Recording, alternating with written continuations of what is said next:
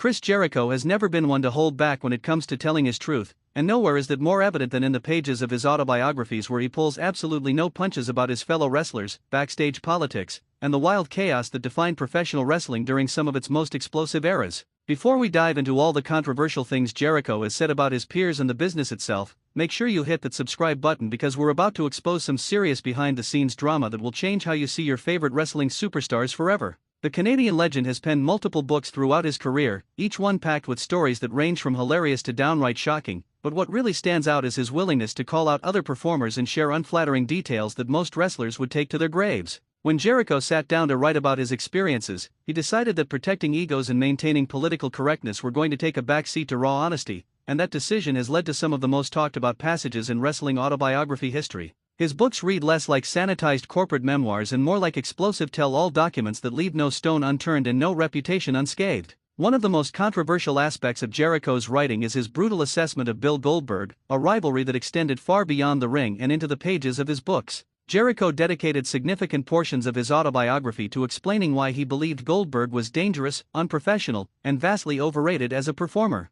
He recounted multiple instances where Goldberg's stiff working style and lack of proper training resulted in injuries to himself and other wrestlers, painting a picture of someone who was pushed to the top of the card despite having minimal actual wrestling ability. Jericho didn't just criticize Goldberg's in-ring work but went further to question his character and attitude backstage, describing him as someone who believed his own hype and refused to listen to veterans who tried to guide him toward becoming a better worker. The details Jericho provided about their matches together were particularly damning, as he described how Goldberg would refuse to communicate during their bouts and would often go into business for himself rather than following the plan structure. Jericho claimed that working with Goldberg felt more like trying to survive a fight than performing a choreographed match, and he expressed frustration that someone with so little regard for the craft was given such prominent positioning. These criticisms weren't just throwaway comments but rather detailed breakdowns of specific incidents and patterns of behavior that Jericho felt needed to be exposed. The animosity between these two has remained strong for years, with both men occasionally taking shots at each other in interviews and on social media, proving that the bad blood documented in those book pages was absolutely genuine.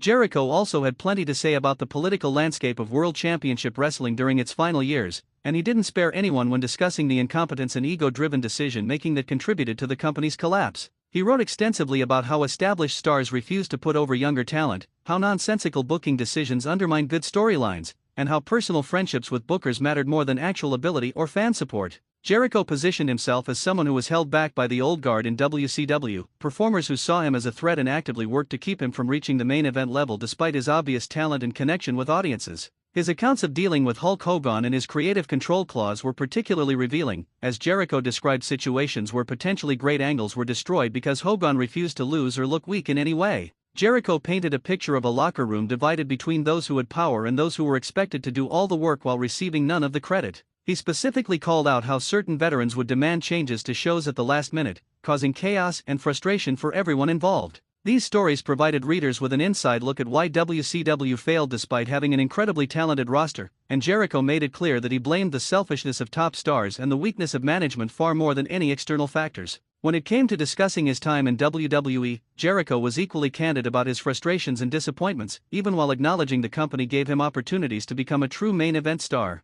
He wrote about feeling disrespected during certain periods of his WWE tenure, particularly when he believed his championship reigns were being treated as transitional or less important than those of other performers. Jericho didn't hesitate to criticize booking decisions that he felt made him look weak or foolish, and he called out specific instances where he believed company officials were more interested in pushing their chosen favorites than in creating the best possible product. His comments about Shawn Michaels were surprisingly critical at times, as Jericho acknowledged Michaels' incredible talent while also pointing out behaviors and attitudes that he found problematic. Jericho wrote about how Michaels could be difficult to work with and how his influence backstage sometimes led to decisions that benefited him at the expense of others. These weren't vicious attacks but rather honest assessments from someone who had worked closely with Michaels and felt comfortable enough to share both the positive and negative aspects of that relationship. Jericho's ability to praise someone's abilities while simultaneously critiquing their character became a recurring theme throughout his books, showing that he wasn't interested in simple hero worship or complete condemnation but rather in presenting complicated truths about complicated people.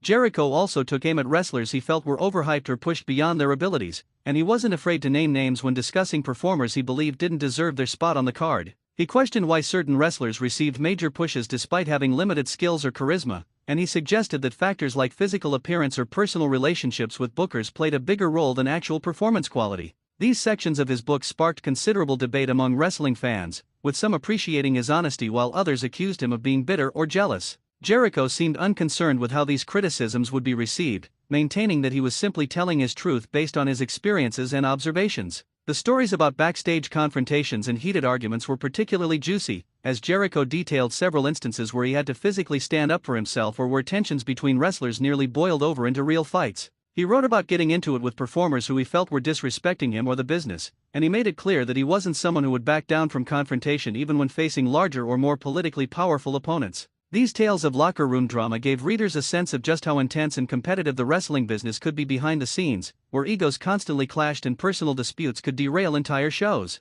Jericho's criticisms extended beyond individual performers to encompass entire systems and philosophies within the wrestling industry. He questioned the wisdom of certain training methods, criticized the over-reliance on scripted promos rather than allowing wrestlers to develop their own voices, and challenged the idea that bigger always meant better when it came to selecting top stars. He argued that wrestling had lost something important by moving away from letting performers be creative and take risks, instead forcing everyone into narrowly defined roles that limited their potential. These broader critiques showed that Jericho wasn't just settling personal scores but was genuinely concerned about the direction of the business he loved. The reaction to Jericho's books within the wrestling community was mixed, with some wrestlers praising his honesty while others felt betrayed or attacked by his revelations. Several performers mentioned in his books responded publicly, either defending themselves against his accusations or firing back with their own criticisms of Jericho. This led to a series of back-and-forth exchanges that kept wrestling media buzzing for months after each book's release. Jericho seemed to relish the controversy, often appearing on podcasts and radio shows to further explain or defend his positions, never backing down from what he had written even when faced with significant pushback.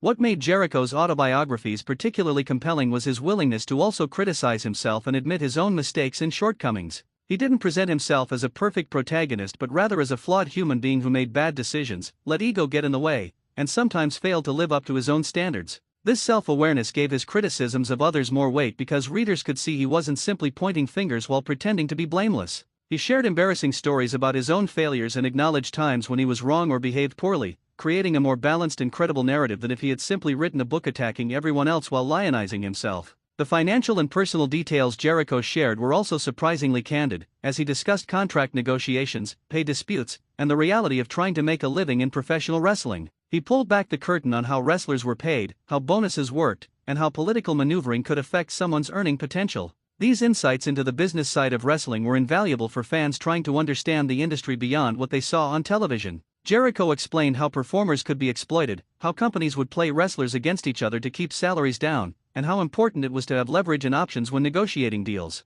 His stories about life on the road painted a vivid picture of the grueling schedule wrestlers maintained and the toll it took on their bodies, relationships, and mental health. Jericho didn't romanticize the wrestling lifestyle but instead presented it as a brutal grind that required immense sacrifice and determination. He wrote about injuries that were worked through, personal problems that were ignored because the show had to go on, and the constant pressure to perform at a high level regardless of physical or emotional condition. These sections helped readers understand why wrestlers sometimes acted the way they did, providing context for behaviors that might otherwise seem inexplicable or unprofessional. Throughout his multiple autobiographies, Jericho consistently demonstrated that he valued truth over popularity and wasn't concerned with maintaining friendships or business relationships if it meant compromising his ability to tell his story honestly. This approach resulted in books that were far more interesting and controversial than the typical sanitized wrestling autobiography, but it also meant that Jericho burned some bridges and created enemies who might have otherwise remained allies. He clearly decided that creating an authentic historical record of his experiences was worth more than protecting feelings or preserving his reputation as a team player.